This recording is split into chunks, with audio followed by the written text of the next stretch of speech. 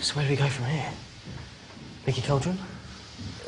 We're sort of just sitting there minding our own business when two guys who look like builders or so they're sort of wearing overalls and stuff walk in and they go to the cafe and start. We think they're ordering coffee, but no, wait, a completely ulterior motive becomes very quickly apparent.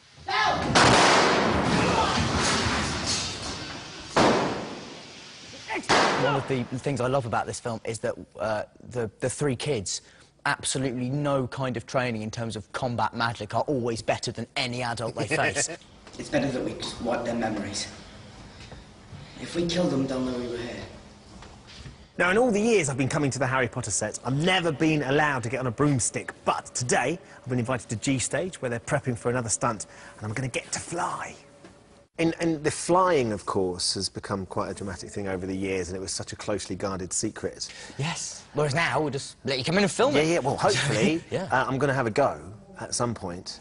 Yeah. See, now, this is the thing, is that you're going to get on one of our new Quidditch brooms that's been around since the last 2 years. Right. Which is much nicer. Oh, really? Which has a bit more of a sort of tractor seat type affair. Right. For you to sit on, rather than the... razor knife. Yes, rather than the bike saddle that it was before. I've got Blood has been drawn from unpleasant places. We will put it like that. Really? Yeah. You've...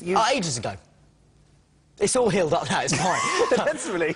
Only here in the world of Harry Potter would you find a man who pays his bills by designing magical broomsticks. Just talk us through sort of where we've been and some of the brooms that we've got here. OK, we've kind of got a slight history of broom making over the last 10 years, and we could start off here with the Nimbus 2000, which... I love this broom. This was his first. This was Harry's first? This is the first, yes, yeah. And it had a very strong styling, because it had to stand out compared to the school brooms like the one we've got above us here. So this was just a bog standard? Bog standard, yeah. So the idea was with the bog standard brooms was that they were almost like when you remember at school when you got your cricket bats out and everyone choose one, everyone had the last one, the ratty one with the bits missing. The rubbish one, kinda, didn't really fly straight, was a bit rubbish, and never hit a six never went off. left. And there was always one kid who had a really nice one. This is from the film we've been working on at the moment, and this has been built for Arthur Weasley.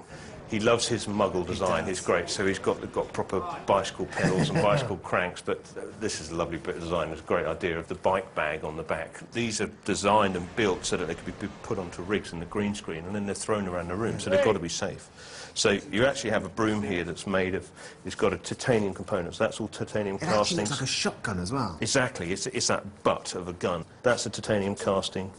Titanium arms here because you have to get it as light as you can, but also incredibly strong. How much would something like that be worth? Well, if you think that we had to make 4 of them, so and we probably spent on the castings for all of them probably £25,000 on the castings alone. So yes, yeah, it's a lot of money, but. You can't dice with people's safety, really. No, you can't. No. Or Mad Eye, because unless you're going to spend the best, he's going to be furious. No, exactly. I don't want a thick ear from him. Oh, my goodness me.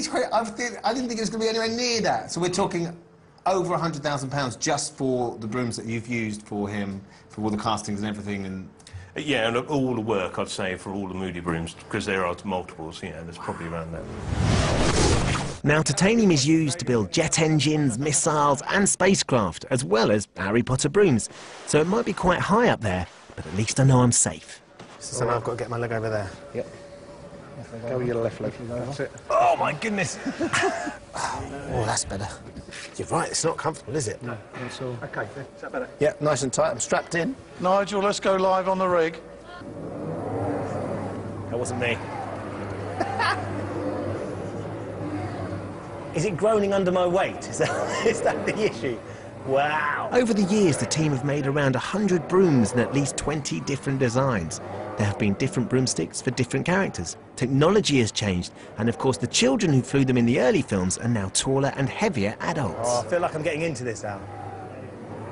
Oh, hello. Oh, getting a bit more excited. Oh, hello. Dan's right. It isn't comfortable, but it is great fun.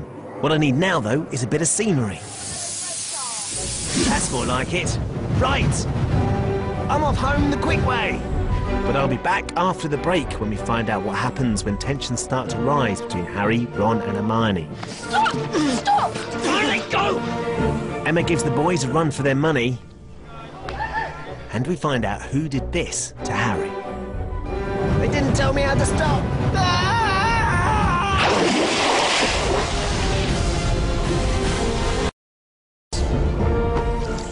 But life under canvas gets very tense as their friendship is seriously put to the test for the first time.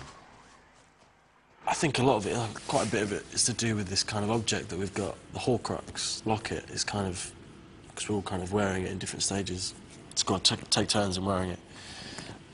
And it kind of has this really weird effect on you. The wearer becomes kind of exhausted and starts to think like really negative thoughts, and it kind of like starts to take over the, you know, whoever's wearing it. And the person that it affects the most is Ron. It makes you kind of paranoid, and it was really cool doing those kind of scenes. You think I don't know how this feels? You don't know how it feels! Your parents are dead! You have no family! He's really insecure about how close Hermione and Harry are because he's in love with Hermione, and that's stressing him out, and he's hungry, he's not been away from, you know, he's used to being taken care of, and, you know, they're alone and they don't know what they're doing. And James killing. And Ron is constantly listening to the radio, trying to find out, you know, for news of his family, and hears the death toll of more and more people, muggles and wizards alike, who are being killed as a result of the dark forces that are increasing in power, drives him to the point where that tension eventually overflows. Stop! Stop! Let go! Go then! Now, this wasn't something that was in the book, but I think Joe will love it, which is Ron leaves and they're both devastated, but particularly Hermione. She's decided to stay with Harry, and she misses the, you know, she loves Ron too, and just like he loves her, though they found it very difficult to express that. Me and Hermione just sort of start dancing to this song, and it's a slow song together, and it's a slow dance basically, and even I can just about manage that. It is a very lovely and tender scene, and it's one of those moments between Harry and Hermione. In fact, it is the only moment between Harry and Hermione where you go, are they about to do something they might... No, OK, no, it's fine, they're not. If I may, I understand that you're dyspraxic. Yes, yes, mildly. Mildly. Just, can you explain sort of how that manifests itself, and what the implication, therefore, is that in terms of stunts and so on? I mean, if anything, the stunts and stuff has actually helped a lot because it deals with coordination, and that's the main thing that I say about dyspraxia is that it's to do with coordination. I mean, it's, you know, some people have it very, very badly and find it hard to, you know, catch a ball and hand-eye coordination stuff. I've never had it quite that badly, although you should see me throw. But it's also a processing thing, so I take in information slightly slower than everybody else does. Through doing training and through doing bits of gymnastics when I was younger on Potter, that has absolutely stood me in very good stead and has made all the dyspraxia stuff kind of decrease a lot. This training was put to good use during a terrifying chase through the forest, where Dan and Emma and Rupert surprised everyone. Oh, but don't miss out the chase. The chase is awesome. So talk us through the chase. The chase is great before we get captured. Oh, so cool. So we went to this amazing forest, and they had this camera set up that I've never seen before, which is that it kind of like runs on a wire. So it's like kind of like a remote control camera. It's kind of incredible. And it meant that it could go unbelievably fast. So usually when we do the running scenes, there's like a poor cameraman like desperately trying to like sweating, like, trying to keep up with us, and we're kind of like having to slow it down a little bit. But with this camera was so bloody fast. Dan and I and Rupert were killing ourselves. I mean, killing ourselves. I've never run so hard in my entire life. In this scene, as the film builds to its climax, Harry, Ron and Hermione are literally running for their lives from Voldemort's bounty hunters, the Snatchers. I go to take one, I go, OK, action.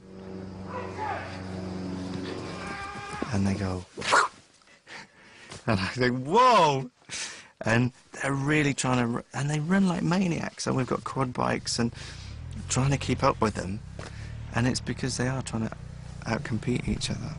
Dan wants to run faster than Emma, Emma wants to run faster than Dan, and Rupert just wants to be anywhere to try and keep up with the pair of them. To us, they never really tell us that we're going to do stuff like this. We arrive on set and they're like, right, we're going to, you know, go. And you're just like, okay, and you just start running, really. Yeah. It's mad. It's a few obstacles as well we have to... Yeah, there's quite... Because they've had to, they've taken lots of the tree stumps out, so there's sort of loads of stumps around this level, like perfect tripping over height. Their run has been carefully planned, tree stumps included, by stunt coordinator Greg Powell. We went down and looked at it first, and we like from A to B.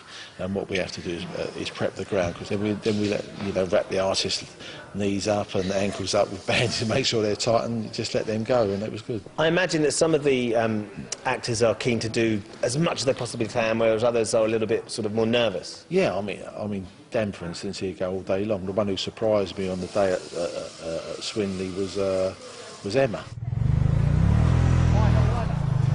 There was loads of pyrotechnics. I was like firing, shooting spells behind me, and like explosions were going off. I mean, it was so much fun. It was fun. That's the sort of thing you dream about doing. Like, you watch the film and you think, if only I'd actually done it. But you actually got to do it. I felt pretty great. And I was really pleased because Greg, who's head of stunts, was kind of really like, oh, she's just a little girl. She's not really gonna do it. And I really gave it my all. I like really gave it my best. When we was rehearsing this, I was looking at it, I said, no, just go a little bit slow, because I'm not sure whether they keep up with that. You just beat the lot of them, they just go on the third run. Good. Are you guys secretly competing? Who's going to get there fastest? That's really good, I'm surprised. You're doing along there, really good. Oh, fab, thanks. He came up to me and he was like, oh, it's quite, it's quite good. It's a huge compliment from Greg. Yeah, coming from Greg, I was quite pleased. You know, he's like worked on some of the biggest action films of all time. The scene has rather a shocking end as Hermione appears to turn on Harry.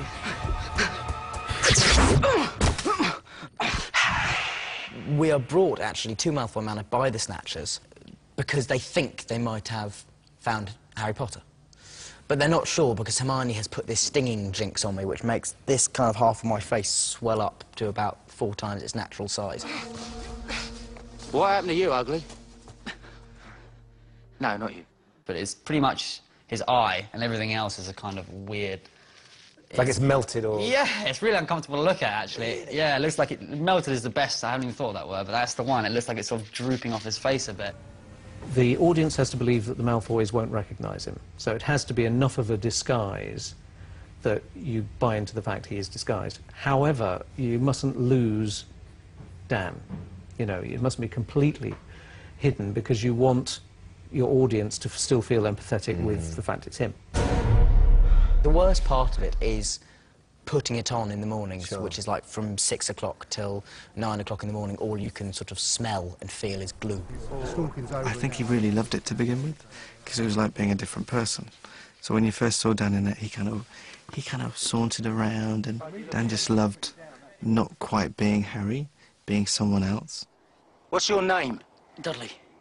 The piece itself moves very softly and with very little resistance, so that all the muscle movements, you know, all the performance that's going on behind comes through. If you think of the prosthetic as a skin we're creating, and you think of the actor's face as a piece of machinery underneath that moves in certain ways, we mustn't dilute that movement because we're filtering the performance. That's not very sort of leading man-esque, is it, to disfigure you quite so dramatically? Work for John Hurt, different man. Don't touch her! Your boyfriend will get much worse than that if he doesn't learn to behave himself. So that's where we're going to have to leave it. But, to be honest, with the body count rising like it is, we probably all need a bit of a breather.